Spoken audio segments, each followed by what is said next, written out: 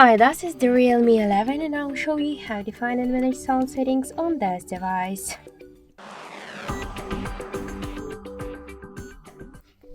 So first open the settings application and then tap to the sound section. Here you'll see vibration on ring switcher. Just to activate and turn off this option, you should click to the switcher. Also you could here activate and turn off the don't disturb mode. To activate and turn off the silent mode, vibration or ring mode. In media, ringtone, notification and alarm volume panels, we could switch the volumes just by slide to the left or to the right side. These dots on each of the volume panels. Here we got ringtone and notification sound. We could change them to activate and turn off real sound technology. In haptics and tones, we could activate and turn off the system haptics to activate and turn off the dial buttons, screen lock and lock sounds, screenshot deletion and touch sounds.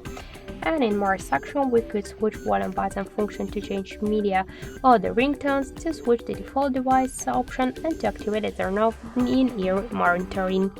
So that's it. Thank you for watching, and if you like this video, leave thumbs up and subscribe.